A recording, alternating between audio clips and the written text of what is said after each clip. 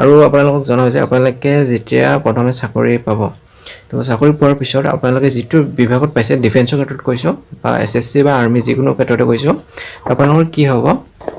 যিটো ডিপাৰ্টমেণ্টত পাইছে সেই ডিপাৰ্টমেণ্টৰ পৰা আপোনালোকৰ ডিস্ট্ৰিক্টৰ যেটো ডিসি অফিস আছে ডিসি অফিসলৈ আপোনালোকৰ ৰিপৰ্ট আহিব তো আপোনালোকক দেখুৱাই আছো তো এনে ধৰণে আপোনালোকৰ আমাৰ যেটো সিআইএসএফ ডিপাৰ্টমেণ্ট তো সিআইএসএফ ডিপাৰ্টমেণ্টত আমাৰ গুৱাহাটী হেডকোৱাৰ্টাৰৰ পৰা সকলোখিনি কাম হৈছে আমাৰ অসমৰ কেন্দ্ৰীয়সকলৰ কাৰণে আমাৰ গুৱাহাটীৰ পৰাই এই ৰিপৰ্টবিলাক আহিছে এই কাগজখন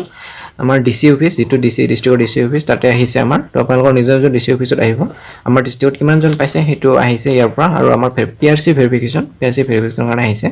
তো আপোনালোকে যেটো জানে পিআৰসি দুটা দিয়া এটা হৈছে চাকৰিৰ ক্ষেত্ৰত আৰু এটা হৈছে যেটো এডুকেশনাল পিআৰসি দিয়ে তো আমাৰ এটো সৰকাৰি জবৰ কাৰণে পিআৰসি লাগে তো পিআৰসি টো ডিপাৰ্টমেন্টাল ফালৰ পৰাই হয় তো আমি এতে যাব লাগে যোৱাৰ পিছত আমি ভেৰিফিকেশন কৰিব লাগে তো এইখন কাগজ সিআইএসএফৰ ডিপাৰ্টমেন্টৰ পৰা আহিছে গুৱাহাটীৰ পৰা আৰু এটা আমাৰ দিয়া আছে আমাৰ ডিস্ট্ৰিক্টত কিমান জনে আমি সিআইএসএফত পাইছো টোটাল আমি 15 জন আছো ক্যান্ডিডেট 15 জনে সিআইএসএফত পাইছো গোটেইখিনি আমাৰ এতে এখন লিষ্টতে আহিছে আৰু এতে যেটো আমাৰ যেটো সাৰ্কেল আছে তো সাৰ্কেল অফিসত সবে নিজৰ সাৰ্কেল অফিসত এই কাগজখন লৈ পিনে আমি তাতে ভেৰিফাই কৰিব লাগিব তাৰ সাৰ্কেল অফিসত ভেৰিফাই কৰাৰ পিছতে নেক্সট আমি আকৌ ডিসি অফিসত সাবমিট কৰিব লাগিব এনে ধৰণে আমি কৰিব লগা হৈছে তো আমাক ডিসি অফিসৰ পৰা এই কাগজখন দিব পঠাইছে যেটো office of the deputy commissioner Udalguri এতে পিআৰসি দিয়া আছে তো এতে আছে regarding submission of verification of permanent resident status of professional selected candidate in CISF তো এটো আমাৰ সিআইএসএফৰ সিলেক্টেডৰ কাৰণে যেটো এতে দিয়া আছে recruitment board CTGT 2018 group commandant CISF group headquarter গুৱাহাটীৰ পৰা আমাক যেটো অৰ্ডাৰ দিছে পিআৰসি ভেৰিফিকেশনৰ কাৰণে এই আমাৰ এখন ডিস্ট্ৰিক্টৰ ডিসি অফিসৰ পৰা দিছে আৰু তাৰ পিছতে আমাৰ নেক্সট এখন দিছে আমাক সাৰ্কেল অফিসৰ পৰা office of the circle officer তো প্ৰথমে আপোনালোকৰ যেটো ডিপাৰ্টমেন্ট পাইছে আপোনালোকে CISF BSF ITB Assam rifle এনে ধৰণে তো সেই ডিপাৰ্টমেন্টৰ পৰা আপোনালোকৰ কাগজটো আপোনালোকৰ ডিসি অফিসত আহিব আৰু ডিসি অফিসত অহাৰ পিছত আপোনালোকে ডিসি অফিসত গৈ কন্টাক্ট কৰিব বা আপোনালোকক ফোন কৰি জনাই দিব আৰু তাৰ পিছতে আপোনালোকৰ ডিসি অফিসৰ পৰা এই কাগজখন দি পঠাব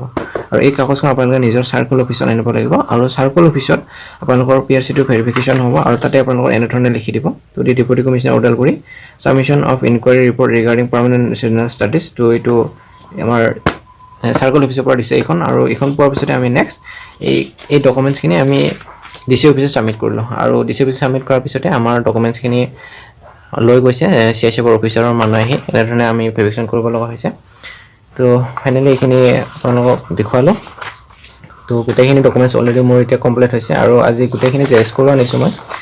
তো যেহেতু আৰু বেছি দিন নাই তো যাব টাইম হৈছে সেই ডকুমেন্টছখিনি ক্লিয়াৰ কৰি লৈছো তাতে কোনো ভেজাল নাথাকে তো আপোনালোকক জনাও যে আপোনালোকে যেতিয়া এইখিনি কাম প্ৰসেস হ'ব আৰু আপোনালোকে যেতিয়া ট্ৰেইনিঙত গুচি যাব ট্ৰেইনিঙত গুচি যোৱাৰ পিছত আপোনালোকে যেতিয়া সালাৰি ফাৰ্স্ট সালাৰি আপোনালোকৰ সোমাব অৰ্থাৎ সোমাবৰ টাইম হ'ব সেই টাইমতে কি হ'ব আপোনালোকৰ আকৌ পুলিশ ভেৰিফিকেশন এটা হ'ব আৰু সেই পুলিশ ভেৰিফিকেশনটো ডিপাৰ্টমেন্টাল থ্ৰুলি হ'ব আপোনালোকৰ ডিপাৰ্টমেন্ট ফালৰ পৰা আপোনালোকৰ নিজৰ পুলিশ ষ্টেচনলৈ আপোনালোকৰ কাগজ আহিব আৰু সেই কাগজ মতে আপোনালোকৰ পৰিয়ালৰ কোনোবা সদস্য গৈ পেলে এটো ভেৰিফিকেশন কৰিব লাগিব আৰু সেই ভেৰিফিকেশন কমপ্লিট হোৱাৰ পিছতহে আপোনালোকে ফাৰ্স্ট সালাৰি যেটো আপোনালোকে হেতু পাবলৈ সক্ষম হ'ব আৰু আপোনালোকৰ ফাৰ্স্ট সালাৰি পেমেন্ট হোৱাৰ পিছতে নেক্সট আপোনালোকে মান্থলি সালাৰি পাই থাকিবা ষ্টাৰ্ট হৈ যাব তো পুলিশ ভেৰিফিকেশন এটা ডিপাৰ্টমেন্ট ফালৰ পৰা হয় যে আপুনি কিবা ক্ৰিমিনেল কিবা ক্ৰাইম কৰিছিলে নেকি হেতু চোৱা হয়